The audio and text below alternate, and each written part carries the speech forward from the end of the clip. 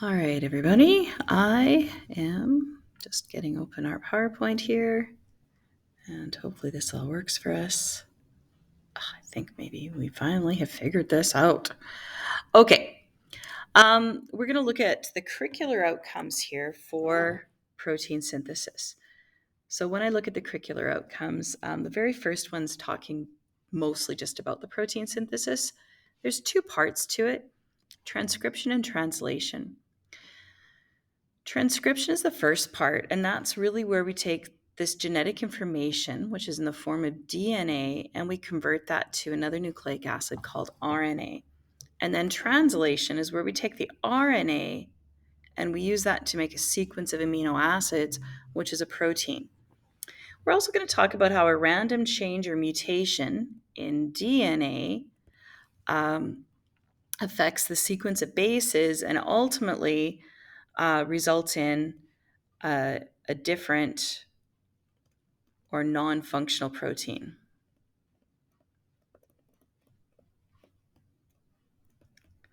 And then we're going to look at how science and technology have intended and unintended consequences.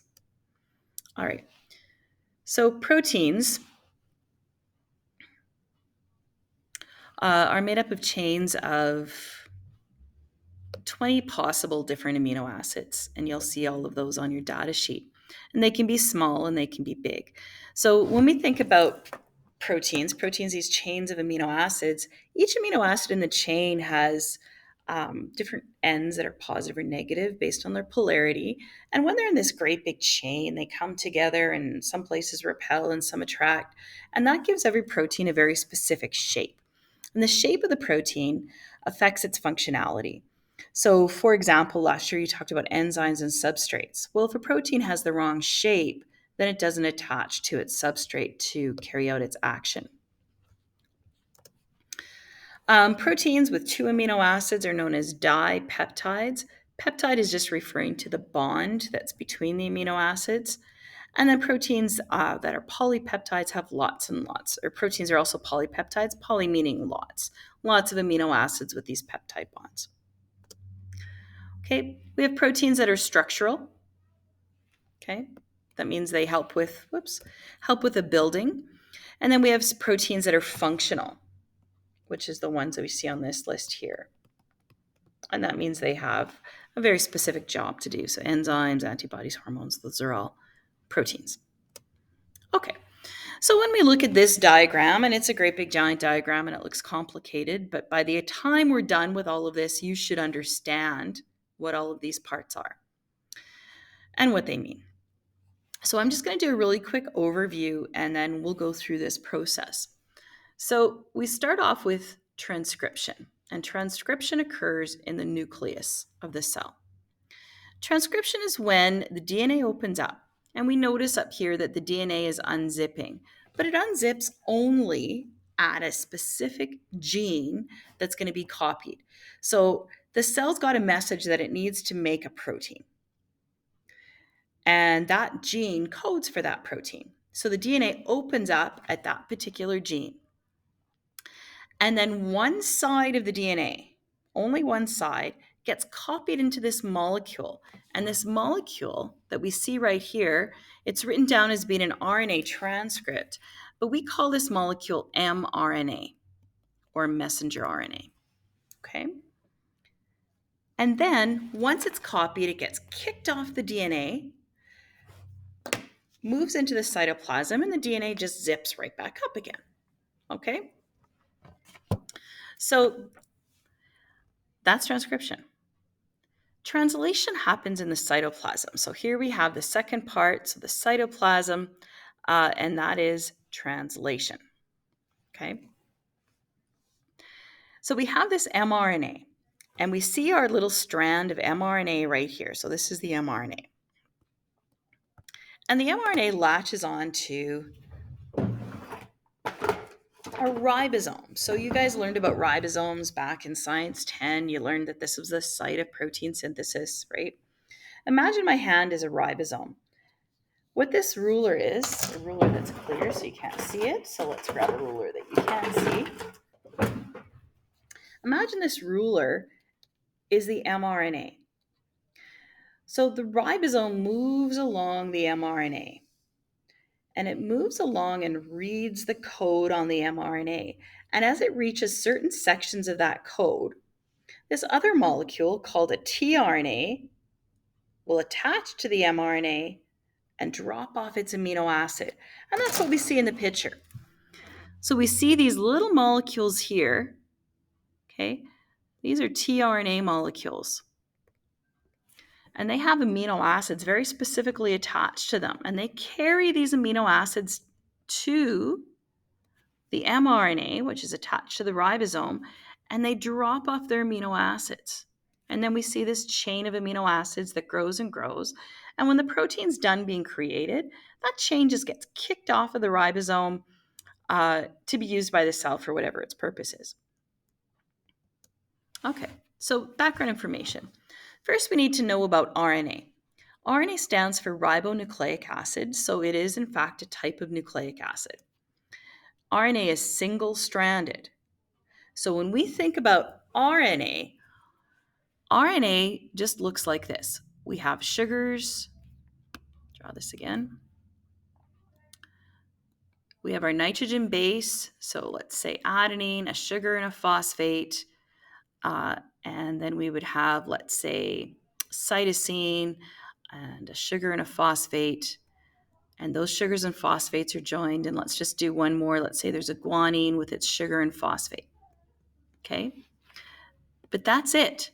It doesn't have that accompanying strand on the other side that we see in DNA. So it is single-stranded, still with a sugar and a phosphate, right? We still have nucleotides, right? So this whole structure, remember, is a nucleotide. But it's single-stranded. The other thing that we need to see that the difference is that this sugar is not deoxyribose, it is ribose. And then the nitrogen base that's used, we have uracil instead of thymine. So RNA does not have thymine, it has uracil. There are 3 types of RNA.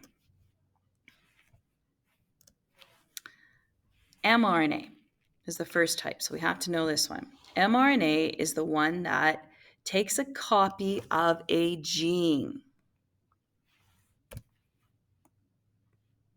Not the entire DNA, just a gene.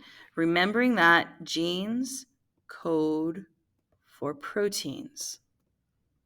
So it takes a copy of the gene, and then it carries that copy out of the nucleus into the cytoplasm.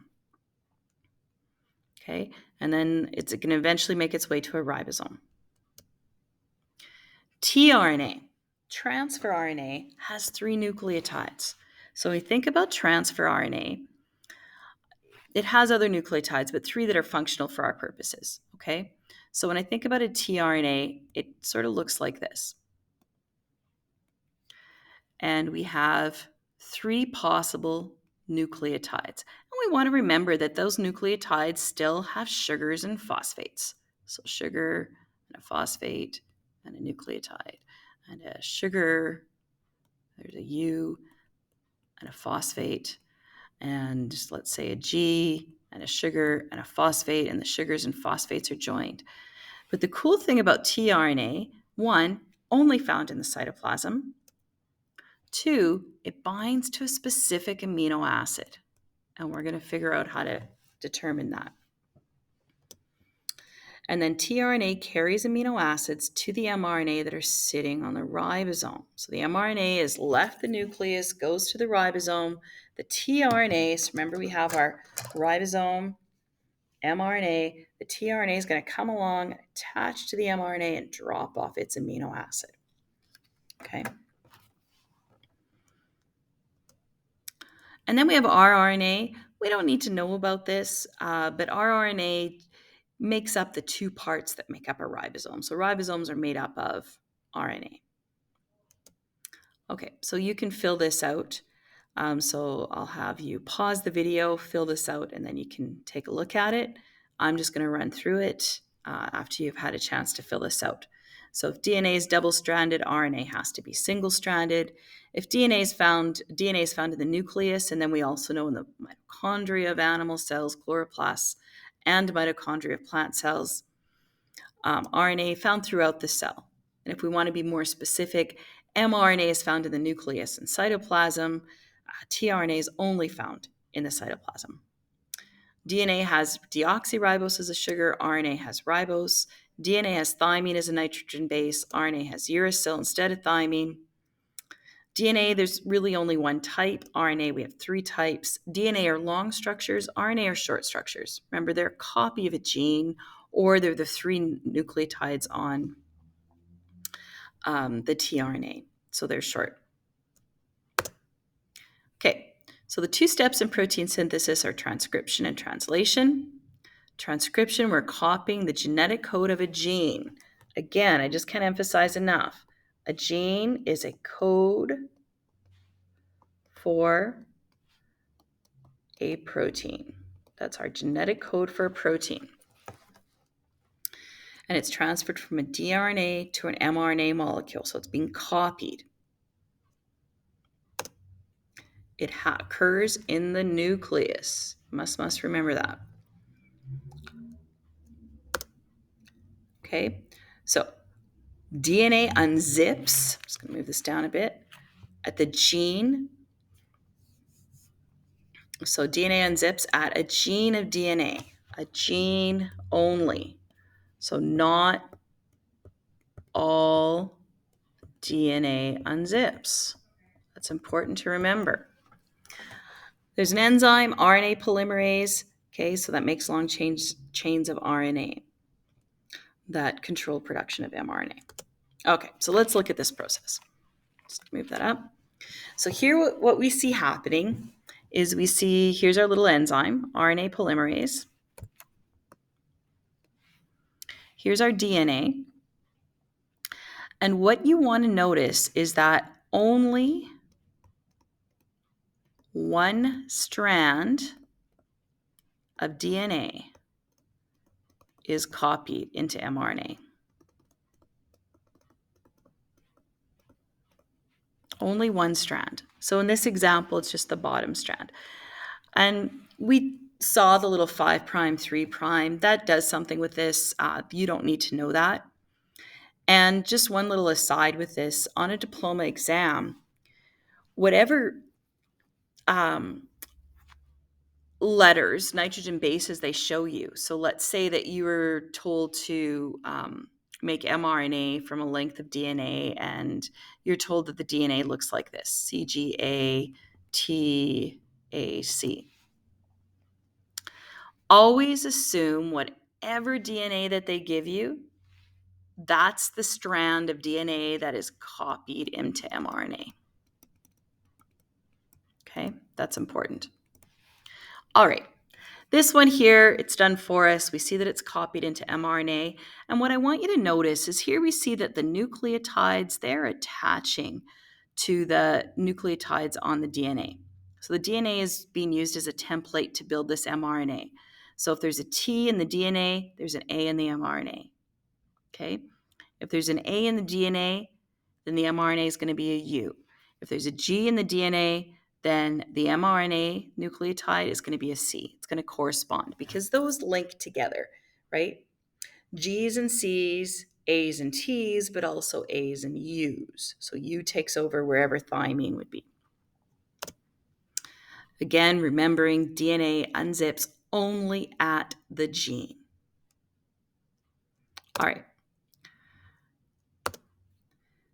Once the gene is copied, mRNA is released from the DNA molecule. So it gets released. Where the DNA opened, zips back up, and the mRNA is going to leave the nucleus, going out to the ribosomes and into the cytoplasm. And evolutionarily speaking, this is probably super important because it keeps that DNA from leaving that safe little sanctity of the nucleus where it's less likely to get harmed, and sends that message out in a different form, which is mRNA. Oops. All right, there's a little video here, so you can pause and watch the video. And again, if you see pieces that are words that I haven't talked about, my biggest thing with watching this video is look at the moving pictures, right? It's really nice to be able to see the moving pictures of how this process occurs. Okay, you can pause the video again and just practice this. So this is the transcribed DNA strand. So this that I'm showing is the strand that's being copied into mRNA. So what you're going to do is you're going to write what the DNA strand would be that attaches to the complementary DNA strand, and then you're going to write what the mRNA strand would be that is using the DNA as a template. Okay, so take a minute to do that. You can pause the video and then I'll just run through this.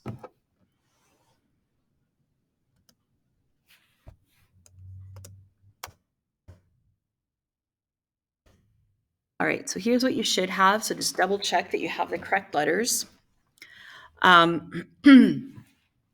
Things I want you to notice. So this would be my DNA, double-stranded DNA. This mRNA is a copy of this length of DNA. Notice that the two blues, the two things that you created, are exactly the same almost, except for there's T's in the DNA and there's U's in the mRNA. Okay, so just you can pause the video for a second, make sure you have the correct answers. I'm going to move on to translation. So translation is the formation of a protein. And remember, a protein is a chain of amino acids, using the code on the mRNA. So amino acid chain. And translation occurs in the cytoplasm. Like I said before, the mRNA is going to attach to the ribosome, and the ribosome is going to move along it as that mRNA code is going to change that's on the ribosome. So really the active part of the mRNA is the part that's on the ribosome. Okay.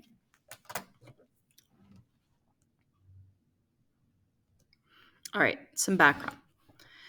So the first thing you want to look at, I'm just going to see if I can make my screen change here for a second. Don't think I quite want to do that. No, that's okay. The first thing I want you to do is I want you to look at your data sheet. I'm just going to do this for a second. And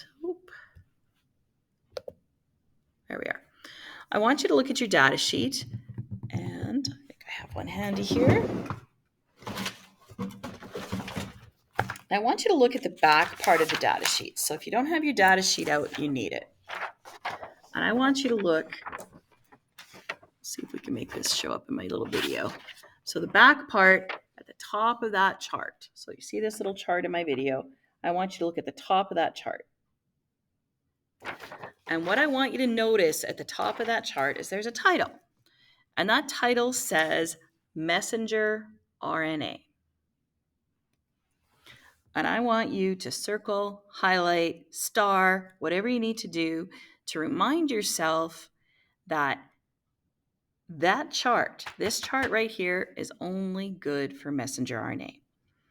If you took Science 30, your chart would have said DNA. This chart is not for DNA, it's for messenger RNA. So no matter what, I have to be considering messenger RNA when I'm looking at this chart. Now, a codon are 3 nitrogen bases of mRNA, so 1, 2, 3, that code for a specific amino acid. So what I want you to do, you can pause the video, and I want you to take a minute and write the codes. So what amino acid UUU of mRNA codes for? So these are all mRNA codons right here. So my list here, mRNA codons. I want you to write the amino acid that they code for each of these 3. Okay, so I'll pause the video, or you pause the video, and then do this. All right, so what we see is that UUU codes for phenylalanine, ACU codes for threonine, and GCC codes for alanine. And you can read that right off of your chart. Okay. All right. Value of redundancy. There is a lot of importance for having repetition. So when you take a look at your data sheet, you'll notice, so if you look down at it, you'll notice that leucine, for example, in the very first column, there are 6 different codons that code for leucine. If I look over to the right, there's 4 different codons that code for serine. I see 2 for tyrosine, I see 2 for cysteine. So you get my point. There are a lot of different nitrogen bases, a lot of different codons that can code for the same nitrogen base. Now, what could have happened with evolution, because if you take all of these, like if I have 3 possibilities for a codon, right, 3 letters in a codon, and each letter could be 4 possible different nucleotides, I end up with 64 combinations. And if you look at your little data sheet, you'll see that there's actually 64 different combinations. But there's not 64 amino acids, there's 20 amino acids. So why is that important to us? Here's why. Let's say that we have a DNA sequence, okay? And my DNA sequence was, so in my DNA, we have AAA. All right. My mRNA, when this is transcribed, would be a UUU. If I look for what amino acid UUU codes for, I would see that it's phenylalanine. Well, let's say a mutation happens. And instead of in the DNA having AAA, let's say we have AAG. Okay, I now have a mistake. Well, that mistake has now been transcribed into mRNA, and now I have a UUC.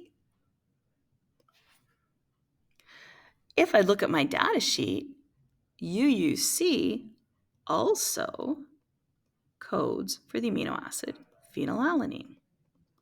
So I end up with the same amino acid being incorporated into my protein. I haven't changed my protein at all, even though there's a mutation. That is the importance of redundancy. That's why it's really important that we have more than one codon for most of our amino acids. Okay, so I hope that that makes sense to you. And I'm going to just erase this now.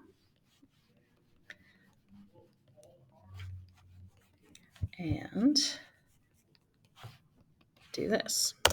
So if a mistake is made in the codon, it could lead to the incorporation of the same amino acid. That means that a mistake, a mutation in the DNA, doesn't necessarily lead to a protein missing or being incorrect. Okay. All right, this is also a good point for me to tell you that when we talk about protein synthesis, this has nothing to do with making amino acids. We are not making amino acids. We are assembling pre-made amino acids into a protein. Okay, so we're not synthesizing amino acids. We're using those amino acids to build proteins, but they're already made. We're just putting them in the right order. That's what protein synthesis is about. Okay. All right. We have initiator and start codons. So at the beginning of the mRNA, they will typically start with this start codon. So codons that code for protein synthesis to be turned on. If you look underneath this big chart, okay, there's some asterisks, and you'll see that there are start codons. So if you just pause the video for a minute, you can write down what that start codon is.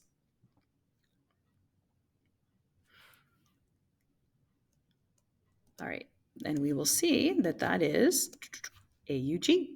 AUG codes for methionine. That means all mRNAs start with methionine. Stop codons, we can also see at the bottom of that chart. So you don't have to memorize these because you get the chart. So just pause the video and write, stop codons. Codons that code for protein synthesis to be turned off. Stop codons do not code for a specific amino acid. They actually code for the mRNA to be kicked off the ribosome. So if you pause the video, you can write the stop codons down.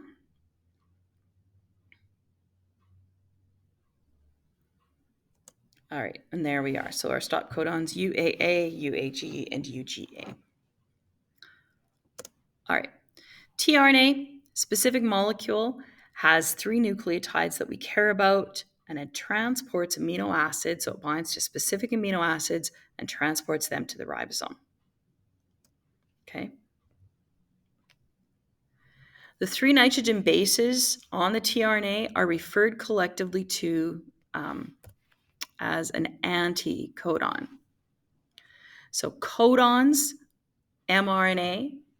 So codons, that's our 3-letter sequence in the mRNA. Anticodon, that's that 3-letter sequence in the tRNA. Okay.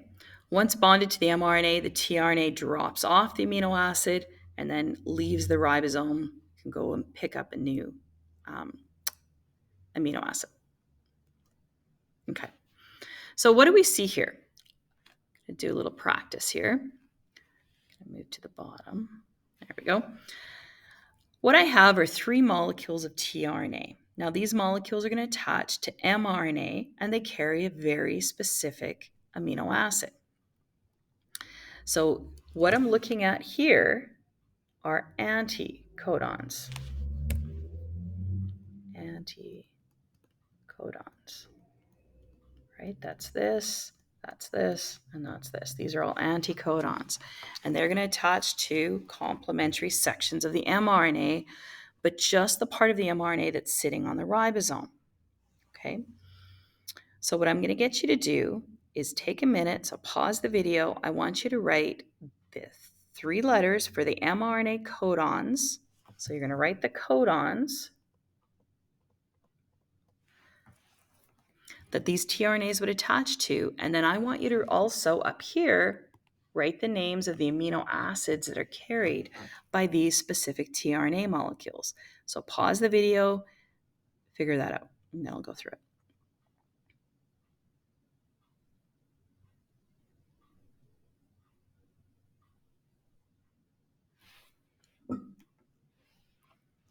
Okay, so what we should have is UCU for the mRNA. Now, I hope everyone got this amino acid right. Serine. UCU codes for serine. And I'm guessing a couple of you put arginine there. But if I look at my data sheet says mRNA. I can't use this data sheet for tRNA sequences, only mRNA. So the amino acid that's being coded for, I have to look at the mRNA to figure that out. Okay. If I go to the next one, GCG, that's the mRNA codon. So that's what I'm looking for on my data sheet. So my amino acid, alanine. And then the last one, my mRNA codon is AAA. So that's what I have to look for on my data sheet, and that codes for lysine. Okay? It's really, really important that you understand that the data sheet only works for mRNA. All right, so what happens? The ribosome is going to continue to move along the mRNA like so. Okay. tRNA molecules are going to continue to drop off the amino acids. Okay. Ribosome's going to move along. Another tRNA drops off. Ribosome's going to move along. Another tRNA drops off, and so on and so forth. Chain of amino acids continues to grow. Eventually, we get to this terminator signal. So that's going to be a stop codon. Okay. And then the protein gets released into the cytoplasm. The mRNA gets released as well because it's just going to be chopped up into its little nucleotides that can be used to make more DNA or more mRNAs. All right. So let's just take a look at this. What we're looking at is just a snapshot image of translation. Right now, we see that there's only two regions. So this is the part of the mRNA that's sitting on the ribosome, and that's it. So that's the only part where the tRNA can attach. tRNA cannot attach to the mRNA unless it's on the ribosome. We notice that we have the anticodon, right? So those are the three letters of the tRNA molecule. There's the amino acid. Notice that my very first codon is a start codon, AUG, that codes for methionine, right? So when I'm looking at the amino acid, remember, to figure out what amino acid is being carried by the tRNA on my sheet, I'm looking at the mRNA. So I have to always go back to the code on the mRNA. The next one, when I look at my sheet, I'm looking for UUC, not AAG, because that's on my mRNA, and I'm going to find phenylalanine. And then the last one, I'm looking at my mRNA, so I'm looking at AAA, and that's where I find lysine. So I see just a snapshot image of this, but eventually my ribosome is going to move along. And then my next tRNA, which is this one here, is going to be able to attach to the mRNA, right? Once the ribosome is at that section, and then it can drop its amino acid off. And then these amino acids, they're all just going to join up into a nice little chain. And that's forming my protein. All right, there's some videos here. So I would suggest watching those before proceeding to the next slide. All right, so summary of protein synthesis. We need to understand that the process of transcription is where the gene from the DNA gets copied into mRNA, but just a gene, and this happens in the nucleus. The process of translation is where that mRNA message is used to assemble amino acids, right? We are not making amino acids. We are assembling amino acids to build a protein. Important distinction. And this process happens in the cytoplasm. Okay? All right. What I want you to do, there's two of these, this is what I want you to imagine. You're given a DNA strand. This is the DNA strand that's being copied into mRNA. So let's say this is for our gene. So the DNA is opened up. This is the strand that's being copied into mRNA. And then you're going to write the other DNA strand. But then you want to remember that these tRNA molecules, right? And our tRNA molecules have 3 nitrogen bases, and they're attached to amino acids. They're going to attach to that mRNA. Okay, so I'm going to just do the first one for you. So my DNA strand here, corresponding DNA would be AGT. But mRNA is going to use that DNA strand to copy the gene, right? So we would have an AGU. Remember, mRNA or RNAs do not have T's. The tRNA that's going to attach to that, right? So this is my codon, the AGU. This is my anticodon, and that would be a UCA.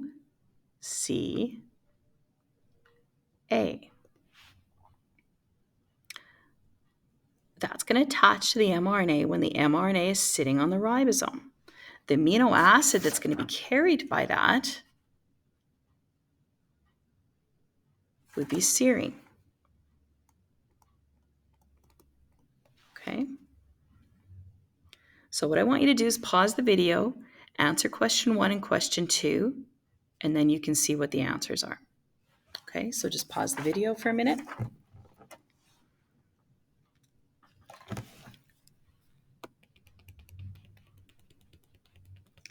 I'm just going to erase this. All right, so hopefully you're finished this so you can take a look. So again, what I have here, there's my anticodon. It's attached to the amino acid. Here's my next anticodon of my tRNA. There's the amino acid. But remember, it's going to be attached to the codon here when the mRNA is on the ribosome. Okay, my next tRNA molecule is going to look like this. My next one's going to look like this, and so on, and so on. Okay, if I look at question 2, and we want to imagine there's the anticodon of my tRNA attached to the amino acids, and so on. Okay, and so on. All right. Okay. Mutations.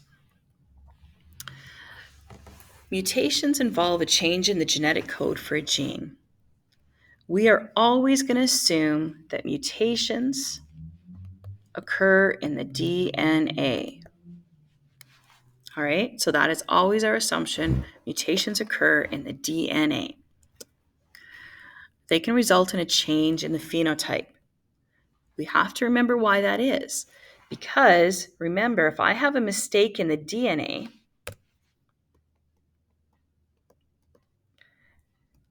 then that gets transcribed into mRNA.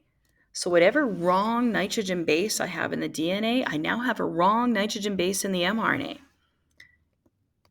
That could mean then, based on what codon that is, that when translation occurs, I can end up with the wrong amino acid being incorporated into my protein.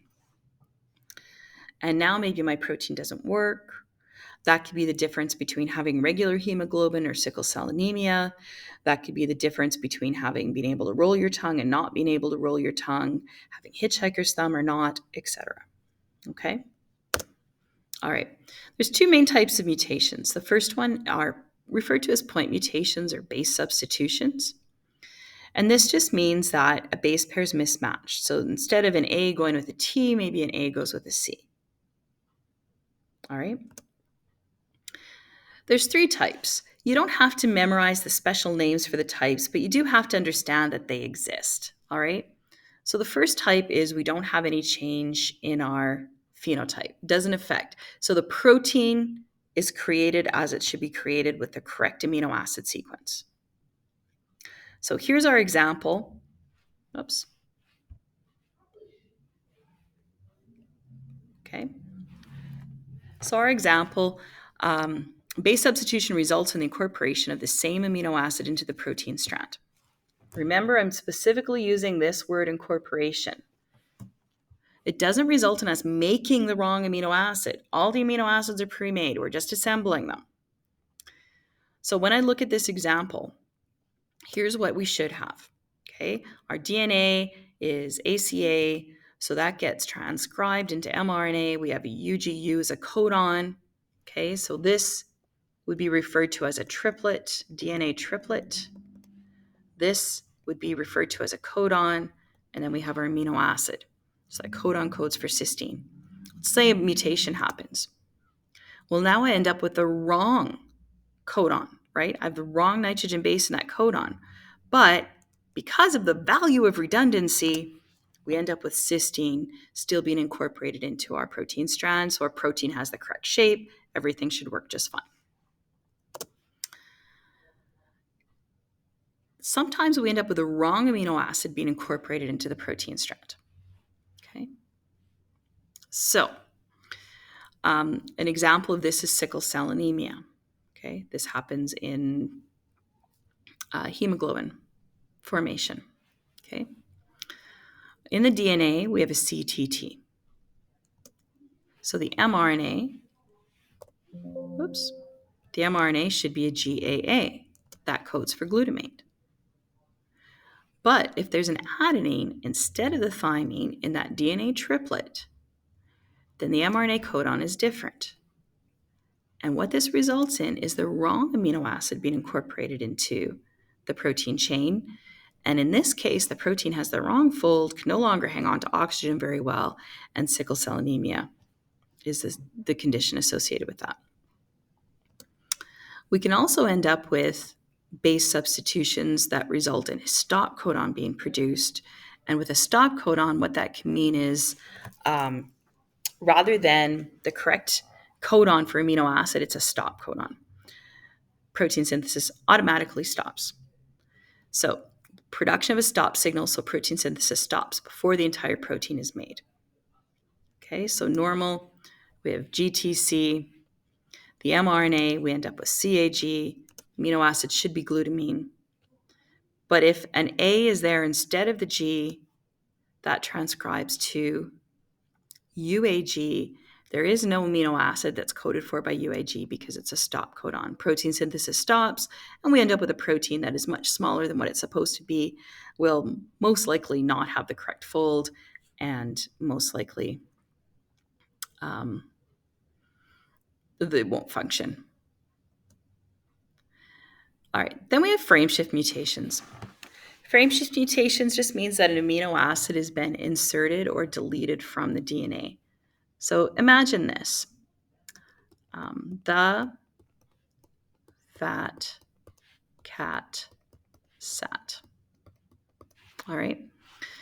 What I have is 3 letters in each of these words. Sentence makes sense. Well, let's say we have a deletion. Well, now we're shifting the frame